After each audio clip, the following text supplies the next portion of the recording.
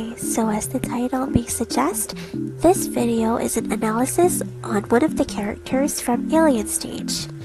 To those who may not already know, Alien Stage is a Korean animated series on YouTube posted by Vivinos alongside QMeg, in which it is set in a world where humans are no longer living on Earth, but under the domination of aliens as pets, or human pets. Alien Stage focuses on a group of humans who are born to sing and perform on stage, much like your favorite idols. However, in this world, they perform to a crowd of aliens, where the contestants must sing for their survival on this show, as those who lose may face heavy consequences. This series features characters such as mizi, Sua, Till, Ivan, Hyuna, and Luka, along with other characters you may find throughout the experience.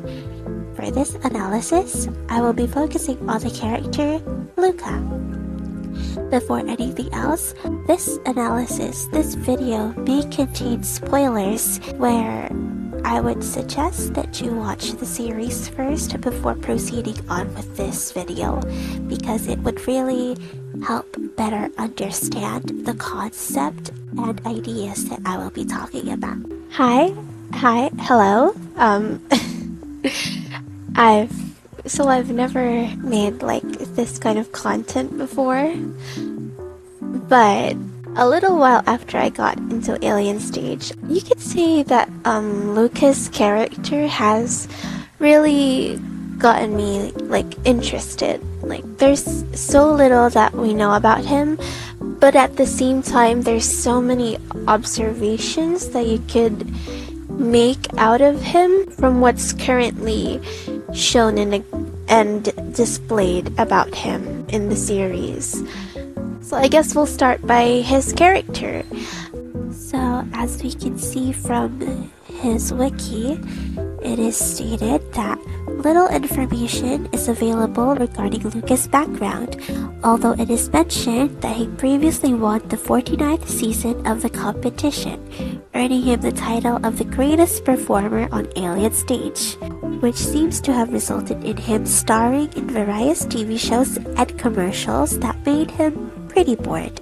In the Enact Garden book, it is confirmed that Luka has asthma, chronic migraines, and congenital heart disease, which explains his purple fingertips. There you go. While he appears princely and charismatic on stage, Luka is revealed to be manipulative and cunning, going so far as to exploit Mizi's grief over Sua's death in order to undermine her performance during round 5. Something about the last statement, exploit Mizi's grief over Sua's death in order to undermine her performance. This one doesn't really sit well with me, because as we could see in round 5, it didn't even seem like Mizi had any intentions of winning against Luka. If anything else, I think she looked like she didn't even want to be there anymore. Like she didn't want to participate, she didn't want to sing. This is likely because Sua had just recently died, and considering her close relationship with Sua, I think it's safe to assume that Mizi no longer wanted to participate in the Alien Stage, which implies that she was fine with losing against Luka if it meant that she could finally leave that cruel place that took away the one person she cared strongly about from her, without mercy or without consideration. Especially because it was her first time being exposed to the horrible truth of the Alien Stage and how those who lose will end up getting killed. I mean, yes, it's true that he was definitely using Mizi's grief over Sua's death in one way or another, but I don't think it was specifically in order to undermine her performance, in order to win. I think he simply wanted to gain a reaction out of her, because from the beginning, from the opening of the song, Mizi genuinely looks out of it. Like, the cheers from the crowd all around them are just going over her head. She looks confused. She looks out of it. She looks uninterested even in giving like effort to her performance. So basing from that by itself, especially with the amount of aliens who were present that was rooting for Luka, cheering for him, his win was guaranteed without having to exploit or destroy Mizi's her performance level and her enthusiasm. Round 5. Let's watch it and then I'll give my comments as we go. So in the beginning, we see Luka with his opponent. I don't know if they're a girl or a boy. We'll just refer to them by they, them. He's unaffected by his opponent's death and seems to be very comfortable with the idea of death by itself, with the fact that he's literally approaching a deceased person's body and like giving it a kiss or whatever stuff he's doing. It would be a fact that he is unbothered by the consequences and losses that come with Alien Stage because he has already participated the previous times. And the thing is, his character is revolved on being perfected into a human being that the aliens so desire. I think it's likely that he grew up being exposed to these harsh truths and deaths or even punishments that come with being a human in the world of aliens. Over here, I don't know if it's canon, but since there wasn't a round 4, which is supposed to be this round with Luka and this unknown person, take it with a grain of salt.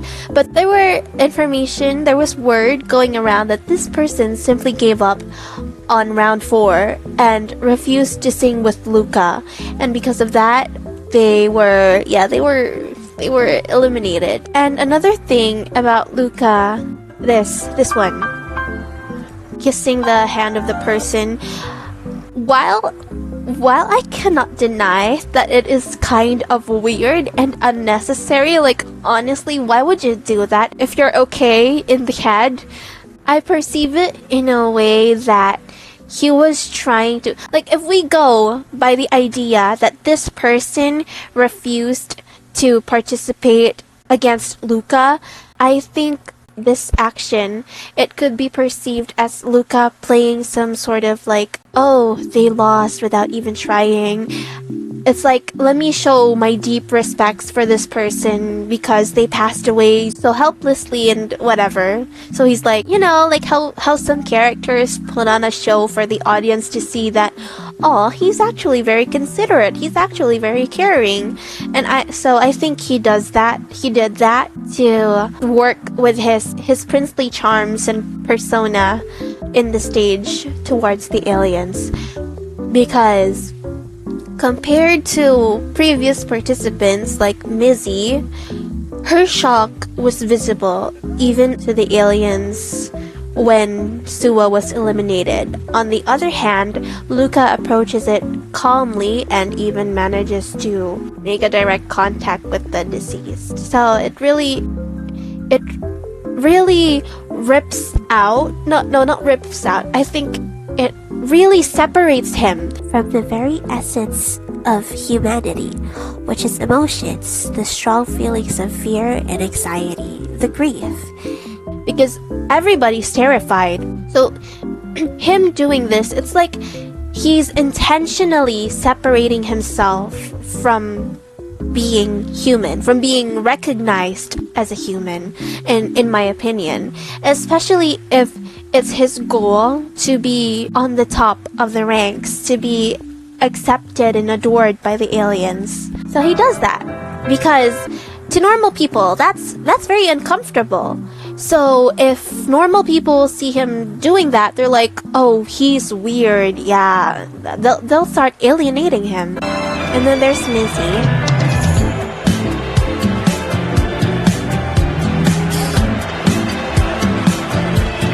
see, she looks out of it. Yes, there's a shine in her eyes, but her expression is completely blank. She's not looking at the crowd or anything. If anything, it feels like she's just looking at her feet, as shown earlier, compared to Luka, who faces the audience immediately head on and even smiles at them. And then on the other hand, Mizi is just frowning, and this is what I mean. She just looks out of it. Even as Luka is actively trying to gain her attention, she is turning away from him. She is far too absorbed in the grief she is feeling over Sua's death. It's something that's very difficult for her to move on from, especially because, like, I think maybe Mizi could be blaming herself one way or another or something. Or maybe she just feels awful about the fact that she had to go up against Sua, and they sang so comfortably together without realizing that that would be the consequence of like their duet. Like, it was cute. It was a normal performance. She didn't expect that Sua would die, and if she had known, she would definitely rather put herself in her place. So maybe she could be thinking, oh, I could have changed what happened if only I knew. And then here's Luka trying to gain her attention. Let's turn on the captions.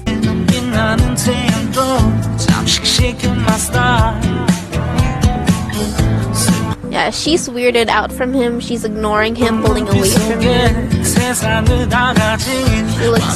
looks confused. She looks unsure. You're the perfect subject with the whole world in your sad eyes.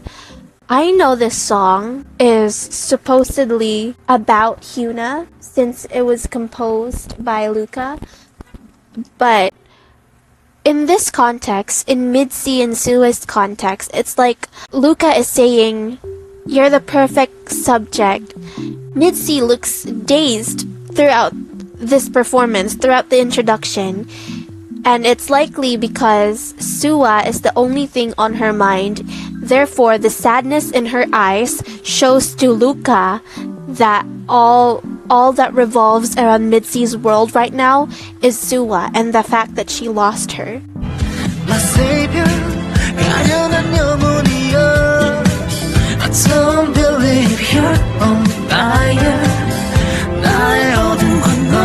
Again, let's remove the Luka wrote this song for Hyuna context in the Ruler of My Heart song for a while, because I want to focus on how he used this song specifically that isn't even about Mizi and Sua, how he used it against them and how he managed to grab Sua's attention with this song. Because it says, my savior, pitiful or beautiful soul, I don't believe you're a liar. We can see here that there was a period between I don't believe and you're a liar. If we put this in the context of Mizi and Sua, in Mizi's perspective, it's like she's saying she doesn't believe that Sua is a liar. At the same time, if we put the period here, I don't believe you're dead. You're a liar. And that's towards Sua, because Sua has sheltered her from the horrible truth of the alien stage and did not tell her about what actually happens. So, in a way, making her a liar, even if it was for Mizi's sake. My savior, pitiful soul. There's two ways to look at it, because it could either be Mizi seeing Sua as her savior because of her sacrifice, or Mizi wanting to be Sua's savior if she could have changed what happened. Because in a song, it's not uncommon for people to have different understanding, different perspectives of one song, right? Like the composer could have a totally different meaning from it, but the listener could have their own feelings, own thoughts weaved into that lyrics, into those songs, giving it an entire new meaning that is only special to the listener.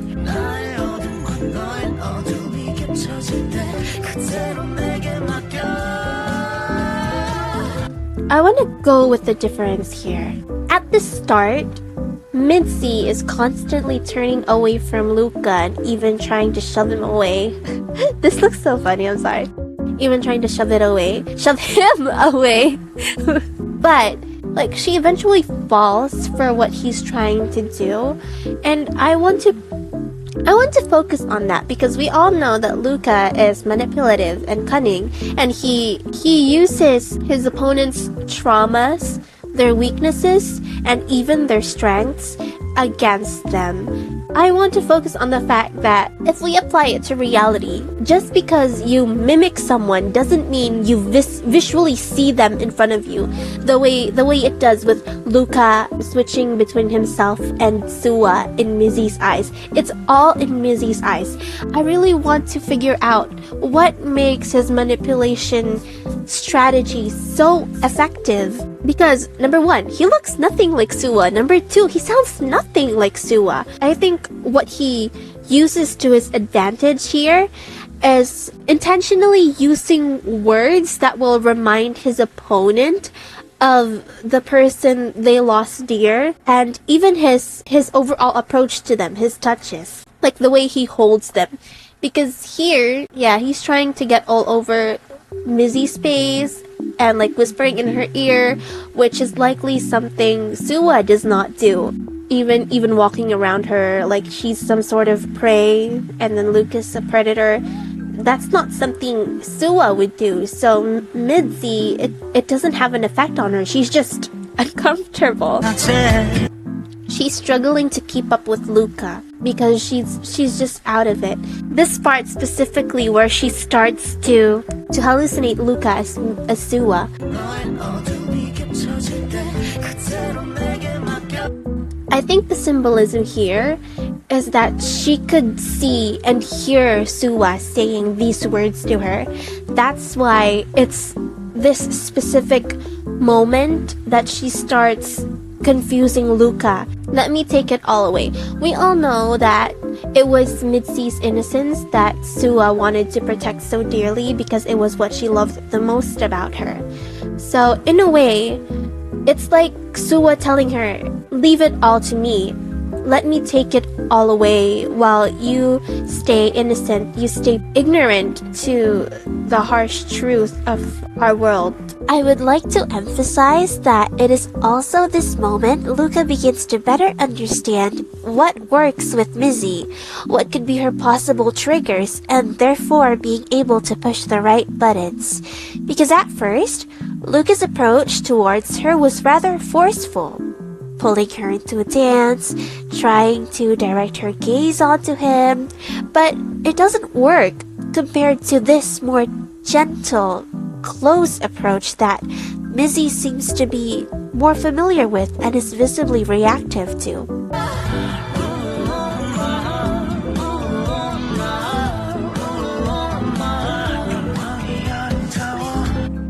Here, her eyes are on LUKA now because she's terrified of him.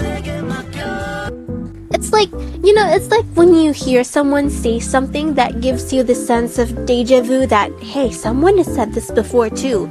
So I think the constant switches between LUKA and Sua is Mizi trying to get out of the headspace that no, this is not Sua, and when she does get out of it, she's terrified because how does this guy, whom I do not know, have so much in common with someone who is so dear to me? How does he say these words specifically that have such an effect on her, that reminds her so much of Sua?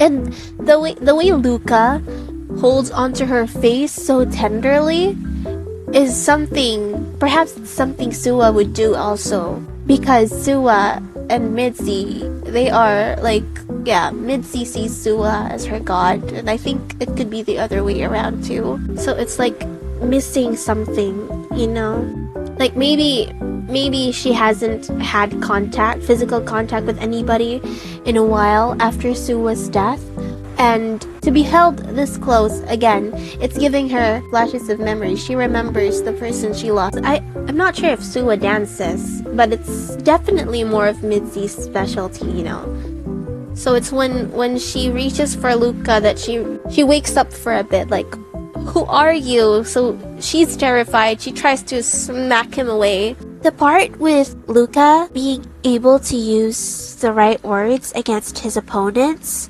while it is possible that he studies them beforehand, whether it is through clips of their previous rounds and analyze his opponents in preparation of his own round against them, it could also be possible that it is only during his round with them that he is keenly reading them, observing their expressions, body language, and the likes as they are performing on stage, which is supported by Mizi's eventual reaction to him later on in round 5. Now, as we observe LUKA, throughout the performance, he's wearing a charming smile toward the audience, and yet, the moment he is facing away from the crowd and only towards Mizi, his expression is blank, void of emotion.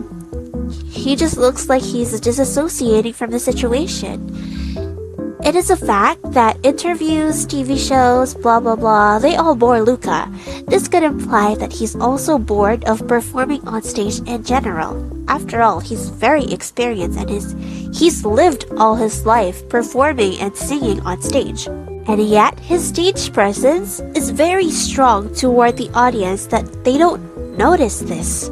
Especially if those he's going up against give him nothing to work with, no reactions or strong emotions, so it's also possible that he's trying to steer something out of Mizi. And the moment he finally dies, he looks smug, like things are finally going his way. But this intention to provoke Mizi and Till later on does not guarantee that he does it to everybody, because there are many others that he's effortlessly won against in the past. Not the same strategy applies to every person, especially if there are no strong attachments he could pull strings out of, and if in general there is no potential or will.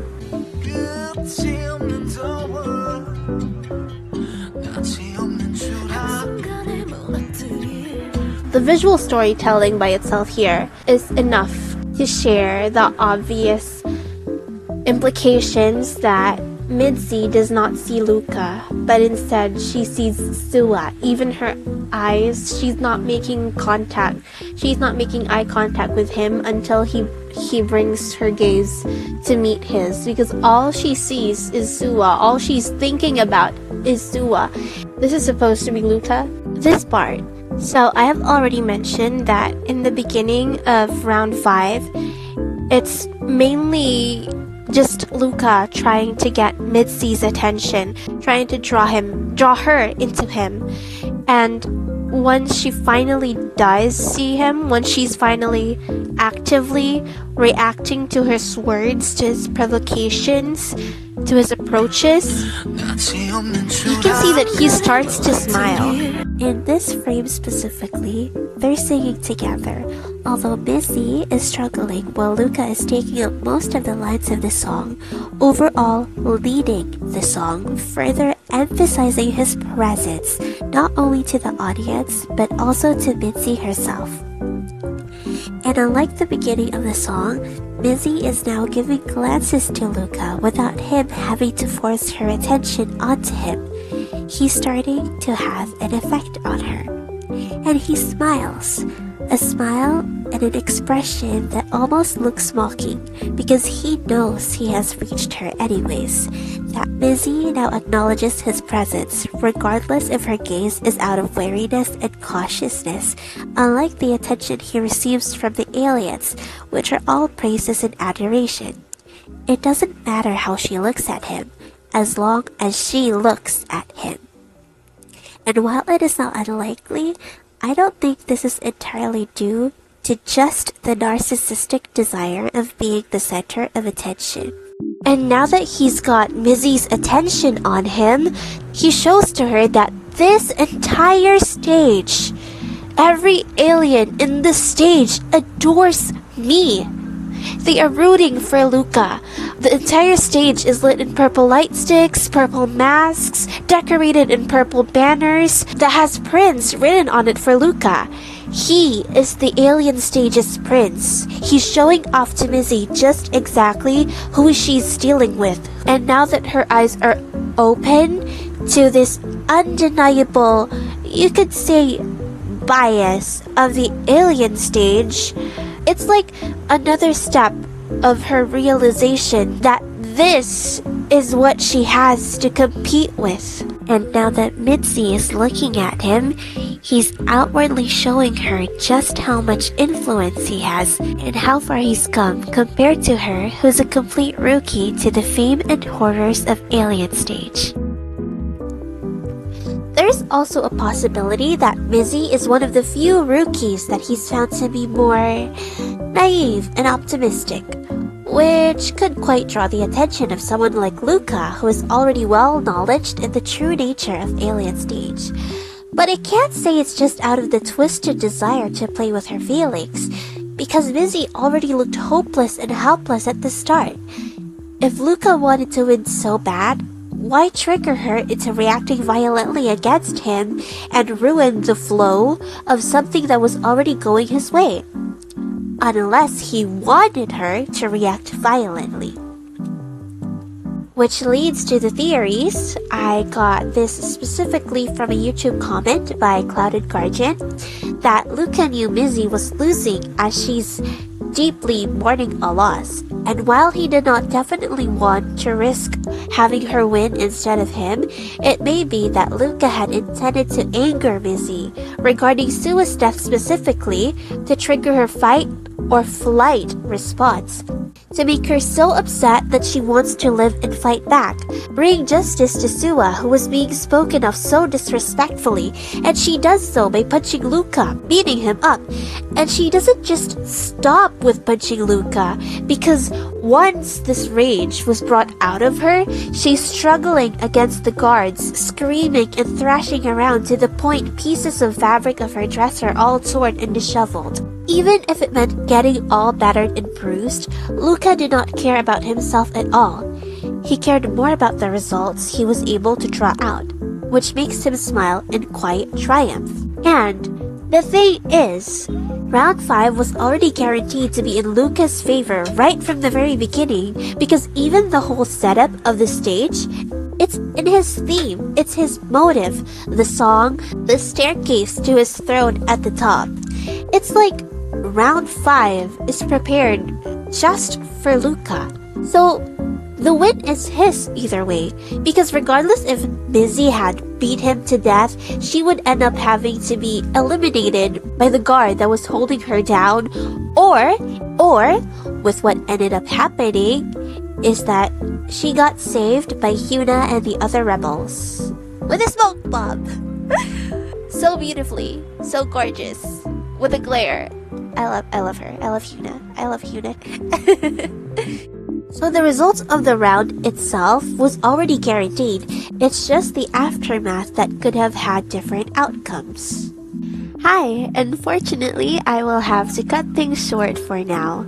I know that this video was supposed to be an analysis centric on LUKA's character, but I ended up talking a lot about mizisua as well, though it's just that I really wanted to get a clearer grasp on the bigger picture on what LUKA does, how he does it, and why it works on the people he goes up against with. And as much as I would love to further discuss the details we have available for LUKA, I will have to end this analysis temporarily as part 1, because honestly I was not expecting for it to turn out this long.